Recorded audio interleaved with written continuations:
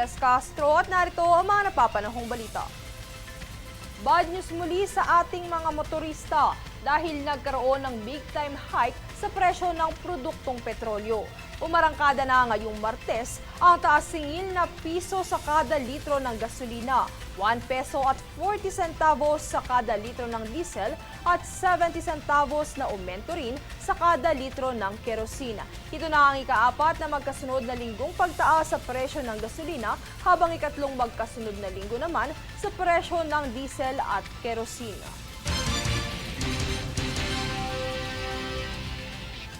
Magpapakalat naman ng 2,550 na kapulisan ang National Capital Region Police Office bilang paghahanda sa darating na Black Friday protest. Tunghayan ng ulat mula kay Jovi Rodriguez.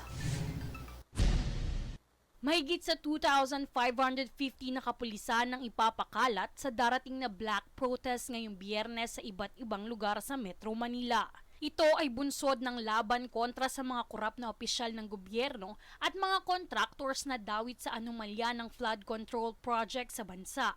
Ayon kay NCR Police Officer Spokesperson Police Major Hazel Asilo na ito ay sakaling kulangin ang naturang puwersa mula sa iba't ibang distrito bilang paghahanda sa tinaguriang Black Friday protest. Kasi hindi po natin alam kung yung mas mabuti na po na mas marami tayong nakaredy kesa po kukulangin tayo.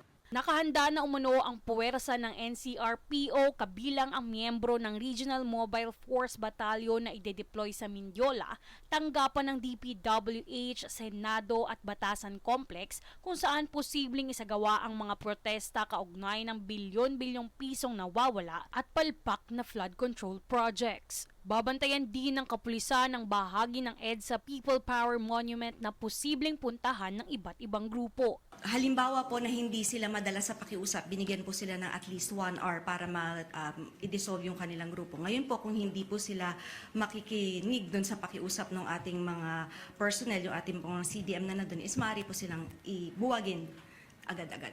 Ayon naman sa Catholic Educational Association of the Philippines, dapat gawing reforma ng mga Pilipino ang kanilang galit laban sa korupsyon at dapat palakasin ng Kongreso ang mga batas na nagpoprotekta sa mga whistleblower at gawing kriminal ang kapabayaan sa mga pampublikong serbisyo. Anila kailangang maging transparent ang gobyerno at maging mabilis sa pagpaparusa sa mga korap na opisyales at mga kontratista. Sa ngayon ay wala pang formal na request ng mga lokal na pamahalaan at PNP para sa paglulunsad ng Black Friday protest. Kaya sinisiguro na nakahanda ang pambansang pulisya. Ako si Jovi Rodriguez, nag-uulat para sa Golden Nation Network. Uupo bilang bagong chairperson ng Senate Blue Ribbon Committee ang newly elected Senate President Pro Tempore na si Panfilo Ping Lacson na humalili sa puwesto ni Senator Rodante Marcoleta. Ang posisyon ay nabuo makaraang May halal bilang bagong Senate President si Vicente Tito Soto III nitong Lunes ng gabi na humalili sa posisyon ni Senator Francis Chiza Escudero. Ayon kay Soto, bagamat hindi bahagi ang mga miyembro ng Duterte Bloc sa usapan tungkol sa pagbabago ng pamumuno dahil maaring hindi matuloy ang inisyatiba kung maraming senador ang sangkot, malugod pa rin silang sumapi sa mayorya ng Senado. Kami ang boses ng pagbabago. Ako si Princess Castro at ito ang News Force. Sa ulo ng mga balita, pagdinig sa kaso ni FPRRD, ipinagpaliban ng ICC. Big time hike sa presyo ng produktong petrolyo, umarangkada na. Ex-DPWH Engineer Bryce Hernandez, cited in contempt na sa Senado.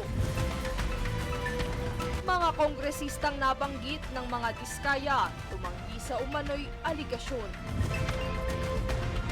Trump nag-deploy ng National Guard troops sa Chicago sa kabila ng violent crime surge.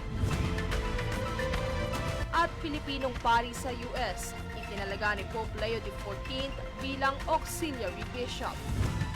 Patas at pantay na balita, komprehensibong ulat para sa pulso ng masa.